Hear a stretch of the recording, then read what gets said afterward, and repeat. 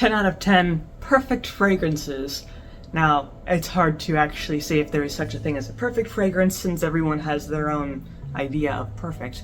But in general, there are quite a few fragrances that are pretty good, just in general.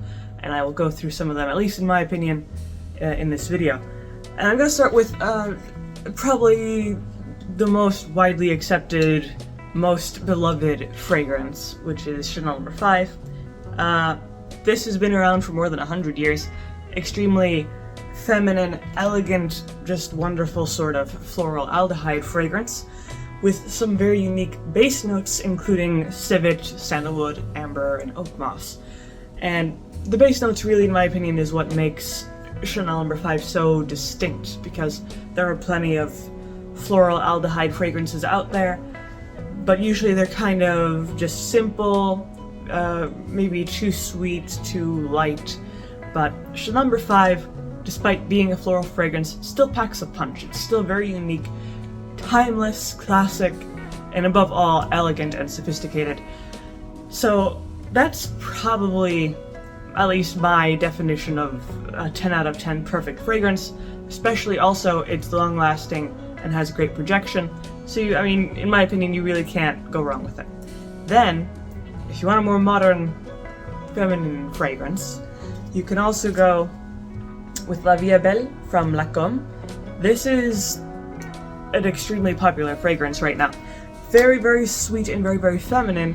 Notes of praline, black currant, fruit, just in general a very, very sweet fragrance. And from what I can tell, the majority of women seem to really like it, because it is really the epitome of femininity. It's everything you think of: the florals, the sweet fruit, the just light, bubbly nature, kind of a playful, light daytime fragrance. At the same time, it's long-lasting. It has a great sillage, projection, and it's just pleasant to wear. You know. The only thing I would say is maybe not super great for very hot weather, because it might get too sickly sweet, but other than that, it's a really great fragrance, super versatile. You can use it pretty much anytime, anywhere. Maybe not for super formal occasions, or maybe not business meetings or things like that, but in general, as a daytime, light, playful fragrance, 10 out of 10.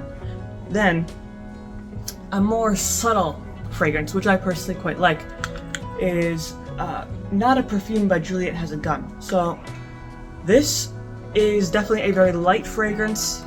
It has one ingredient called ambrox, which is a somewhat it's a synthetic derivative of ambergris, which is a marine scent, musky marine scent. Not a Perfume is, to me, slightly musky, slightly sweet, has a little bit of a strange, distant almond note. It smells different on everybody, so that might change, but it surprisingly lasts a long time, but it doesn't have a great projection. That's my main qualm with it. However, to me the smell is so pleasant and so interesting, because it really evolves on your skin over time. It's just interesting and fun to wear, so I really like it. I know I've seen a lot of people talk about it and they really like it. And it's just a unique scent, because it has one note, but that one note somehow it manages to make itself complex, as if there are, you know, more than one note, which I think is an impressive achievement. And it's just a nice, light, kind of almost powdery scent that is great for the daytime. Then I have two from Dior, which are delightful, both of them. First one, Ambre Nuit, and then the other one, Tobacco Color. They're both a little bit similar. Tobacco Color is obviously smokier, more tobacco-y, just heavier, a little bit more leathery.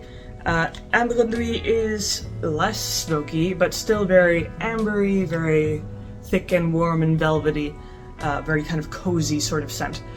Both of them are just fantastic, super, just kind of seductive, smooth, like I said, velvety. It's, you know, like just a fantastic, luxurious scent.